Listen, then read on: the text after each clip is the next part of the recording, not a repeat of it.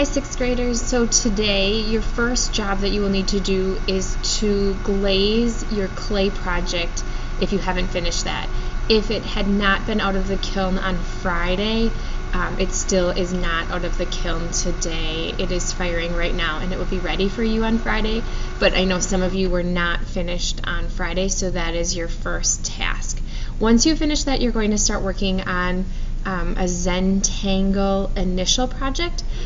This is going to be for that fundraiser that we participated in the past, so just a heads up on that. You'll want to do a nice job if you want to participate in the fundraiser portion of it, but you still have to do the project. It's a real project. It's just going to be used for the fundraiser. So the first thing you're going to do is you're going to take your piece of paper. Sorry, the screen keeps zooming in and out. I don't know how to fix that. And you're going to, with a pencil, draw the first letter of your last name.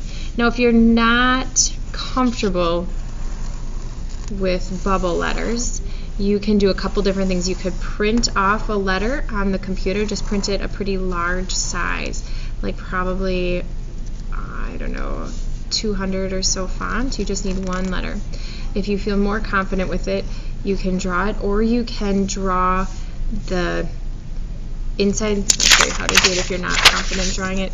You can start by just drawing the actual letter, but don't make the pieces stick together. So see how I didn't connect them in the bottom, or where the pieces touched? I did not actually connect them.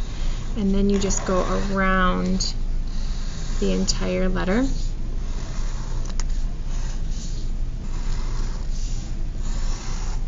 And then you could erase those middle parts and you have a decent bubble letter. Please use a pencil and draw lightly, so if you're not happy with what you've drawn, you can erase it. Okay, so I'm going to use the one that I drew by hand, and I'm using a marker once again so you can see. You need to do this whole thing in a pencil first. Every step of this needs to be done in a pencil, and then you can go back with a Sharpie afterwards. Probably you shouldn't get to that point today. Today you should take your time and do a really nice job with a pencil. So I've provided a bunch of different options for Zentangles. Zentangles is basically a fancy way of saying lots of little doodles and things that fill up a section. So these are just examples. You do not need to use any of these, but they're going to give you some inspiration. What you should do from there is find a way to separate your paper into at least 7 sections. So I'm just going to do straight lines. You could use a ruler, you could do squiggly lines, you could do zigzaggy lines. It doesn't make any difference to me. A ruler would probably be a good idea, so that if you're doing a straight line, that they look nicer than mine.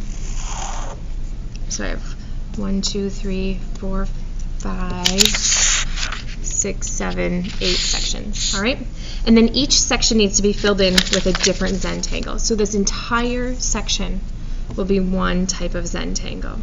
So say I want to do this one right here. You could do a few different things. You could fill the whole thing in with that design really large, or you could repeat this design over and over.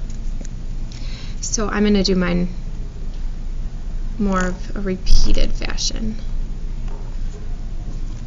So this one, it looks like I'm just drawing almost like a flower in the middle. Now for you guys who think some of these are kind of girly, you do not need to pick girly ones. You can do zigzags, you could do stripes.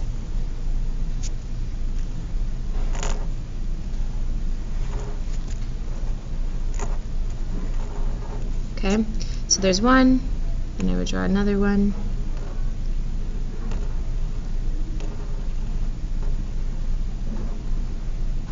Once again, do this lightly with a pencil. That way if you're not happy with something, you can erase it. When I get to the edge, I'm just going to go to the edge and then stop.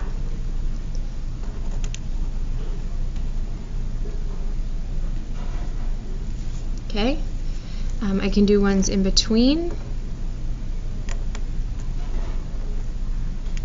that just stop when they touch the one next to it. So I literally want to fill that entire space. I want to change that entire space to being filled with these designs. So that's what I'm going to fill in this whole section right here with. Then I can move on to this other section and say I want to do something very different than that. I don't want it all to look the same. So instead, I'm going to do these squiggly lines. So I might fill this whole space